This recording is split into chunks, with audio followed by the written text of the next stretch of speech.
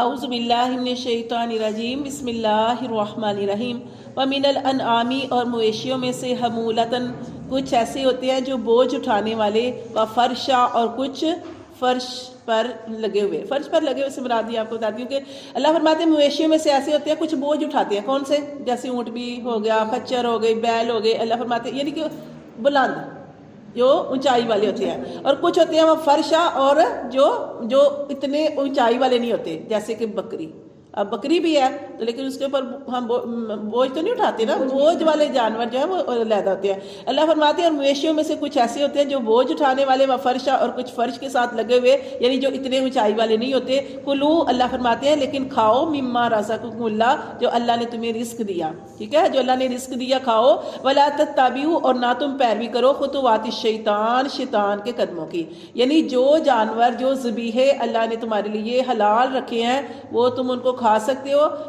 اس میں اگر تم جیسے پیچھے ہم نے پڑھا کہ وہ کیا کرتے تھے، اپنے بتوں کے نام پہ وقف کر دیتے تھے، ان کے نام پہ کھلا چھوڑ دیتے تھے کہ ان کے اوپر سواری تک نہیں کرنی، ان کا دودھ نہیں پینا، اور جو تھا اس طریقے سے چھوڑ دیتے تھے کہ اللہ تعالیٰ نے دیکھے، اللہ تعالیٰ نے یہ ساری چیزیں ہمارے فائدے کے لیے پیدا کی ہیں، اللہ تعالیٰ نے فائدے کے لیے۔ اللہ فرماتے ہیں یہ کیا ہے، یہ شیطان کے قدموں کی پیروی کرتے ہیں، شیطان کے کہے پہ چلتے ہیں۔ تو اللہ فرماتے ہیں ولا تتبعوا نہ تم پیروی کرو خطوات الشیطان، شیطان کے قدموں کی، انہو بے شک وہ لکم تمہارے لیے عدو مبین وہ تو تمہارے لیے کھلا دشمن ہے۔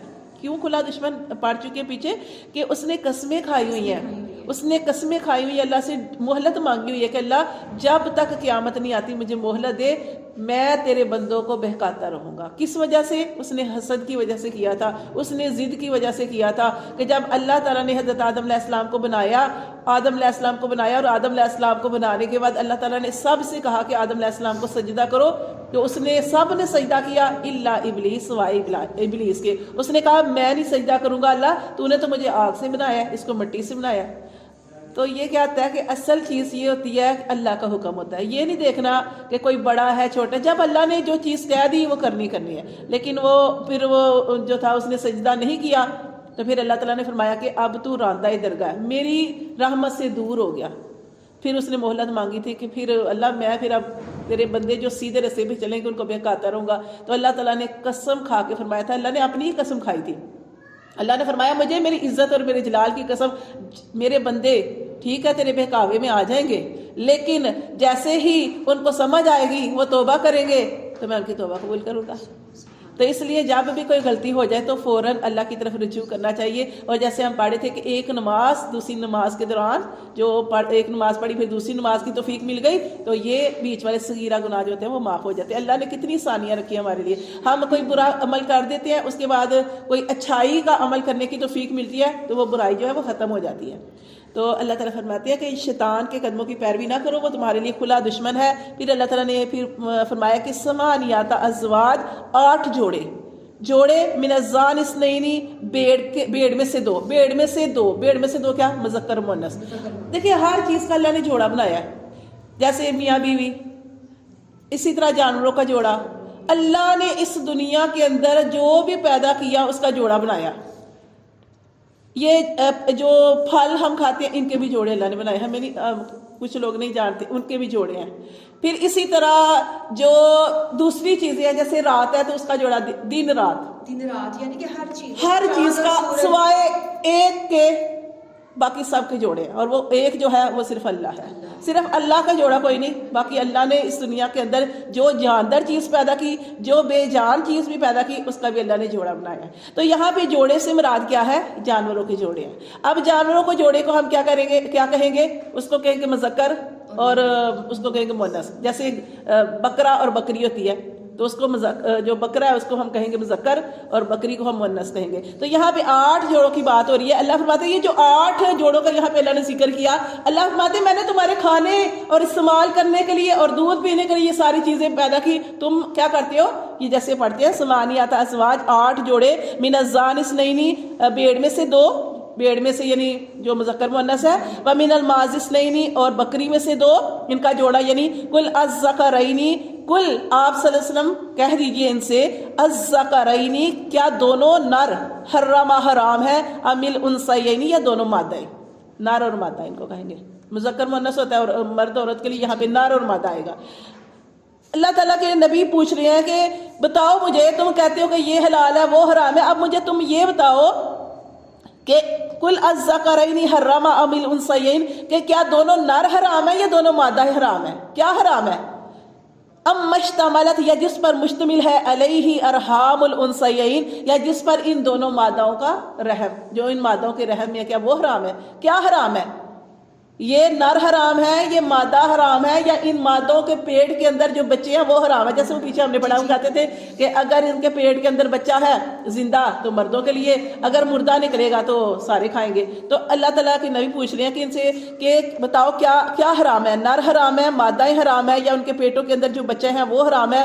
نبئونی، مجھے بتلاؤ، بعلم، اپنے علم سے، ان کنتم صادقین، اگر تم سچے ہو. تو مجھے ایسے ہی نہیں بتاؤ بلکہ مجھے دلیل سے بتاؤ، اللہ نے کیا حلال کیا، کیا حرام کیا، اللہ نے کہاں لکھا ہے کہ یہ حرام ہے.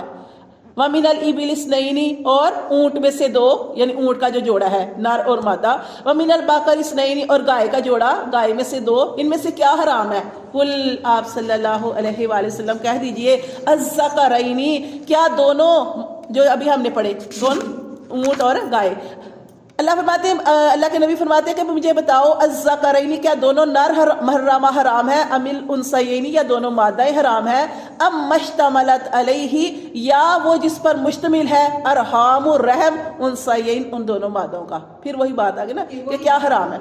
ام کنتم، پھر دیکھیں پھر کیا کہا جا رہا ہے، ام کنتم، کیا تم تھے، شہداء، حاضر تھے، اذ وصاکم اللہ، جب اللہ نے تمہیں اس چیز کی وصیت کی، بہذا، اس حکم کی، کہ تم حاضر تھے، کہ جب اللہ نے تمہیں اس چیز کا حکم دیا کہ یہ حرام ہے یہ حلال ہے، تم حاضر تھے.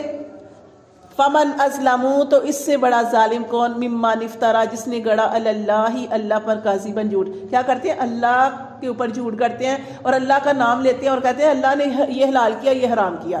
اللہ فرماتے ہیں کہ کیا تم حاضر تھے جب اللہ نے تمہیں اس چیز کی وصیت کی؟ فمن ازلم، تو اس سے بڑا ظالم کون ہے، ممن افترا، جس نے گڑا علی اللہ، اللہ پر کاذبا، جھوٹ، لیضل الناس، تاکہ وہ گمراہ کرے لوگوں کو. خود غلط کام کرتا ہے، اللہ کی طرف منسوب کر رہا ہے، اور اللہ فرماتے ہیں یہ اس نے اس لیے کیا تاکہ وہ لوگوں کو گمراہ کرے، بغیر علم، بغیر جانے. علم بھی نہیں ہے، علم بھی نہیں ہے، پھر بھی وہ لوگوں کو گمراہ کر رہا ہے. ان اللہ، اور ایسے ہی ہے نا جیسے ابھی بات ہو رہی ہے کہ علم نہیں ہے، اپنے علم سے ایسی بات بتا دیتے ہیں، اور جن کو علم نہیں ہوتا وہ عورتیں ساری اس کام کے چکر میں آ جاتی ہیں اور وہ کہتی ہیں ہاں یہ ٹھیک ہے، اور وہ بات اتنی مشہور کر دی جاتی ہے کہ وہ پھر اس کے اوپر یقین کر لیا جاتا ہے، گمان کر لیا جاتا ہے، پھر وہ کام اسی طرح ہو جاتا ہے. تو دیکھیں یہ اسی لیے اللہ تعالیٰ کے نبی نے ارشاد فرمایا کہ علم حاصل کرو. کون سا؟ دین کا علم. کہاں سے لے کر کہاں تک؟ گود سے لے کر گور تک.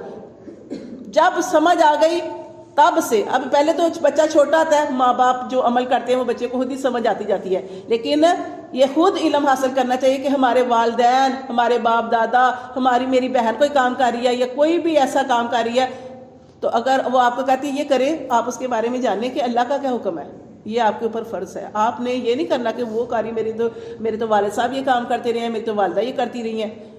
آپ یہ دیکھیں کہ وہ صحیح کر رہے ہیں کہ غلط کر رہے ہیں. جیسے کہ وہ سفر کے مہینے کی ساری بدعات آ جاتی ہیں، سفر کے مہینے کا منحوس سمجھ رہے ہیں، بلی کالی گزر گئی ہے، آپ بلی کالی کو منحوس سمجھیں گے نا کہ اب میں جاتی ہوں، میرے سامنے کتنی دفعہ کالی بلی آ جاتی ہے، میں کہتی ہوں لا حول ولا قوت الا باللہ، اللہ تو اس سے بڑی طاقت کوئی نہیں ہے، اللہ یہ بلی ہمارا کیا نقصان کر سکتی ہے؟ نہیں، تیری طاقت ہے اللہ تعالیٰ. تو یقین کرے کبھی کچھ ہوا ہی نہیں ہے، ہمارا یقین نہیں ہے. اور جن لوگوں کا یقین ہے کہ ہمارے آگے کالی بلی آ گئی ہے، یقین کرے وہ ان کا یقین بن گیا، ہمارا کام نہیں ہونا، وہ اس کام سے واپس آ جاتے ہیں. ہمیں تو کالی بلی آ گئی، وہ منحوس ہے تو ہمارا کام نہیں ہونا، کوئی بھی کام جا رہے ہو واپس آ جاتے ہیں. جیسا یقین کریں گے ویسا آپ کے ساتھ ہو جائے گا. وہی آپ نے دریا کا واقعہ اپنے ذہن میں رکھنا ہے کہ اس دریا کے اندر اس اکیلی اکلوتی لڑکی کو پھینکا جاتا تھا، سال کے اسی دن، اسی تاریخ، اسی مہینے کے اندر، تب وہ دریا چلتا تھا. اگر نہیں ڈالتے تھے وہ رک جاتا تھا. یہ دین پڑھے، یہ اپنے نبیوں کی باتیں پڑھیں، خلفائے راشدین کی باتیں پڑھیں، پھر آپ کو پتا چلے گا وہی دریا جو تب سے چل رہا ہے اور چلتا رہے گا قیامت تک، وہ یقین بن جاتا ہے. تو اپنے یقین جو ہے وہ قرآن پہ بنائیں، نبی صلی اللہ علیہ وسلم کے فرمان کے مطابق بنائیں، تو پھر آپ کو سمجھ آئے گی. تو اللہ تعالیٰ فرماتے ہیں ان اللہ بے شک اللہ لا یہدی اللہ ہدایت نہیں دیتا قوم الظالمین ظالم لوگوں کو. ظالم سے مراد شرک کرنے والے، جو شرک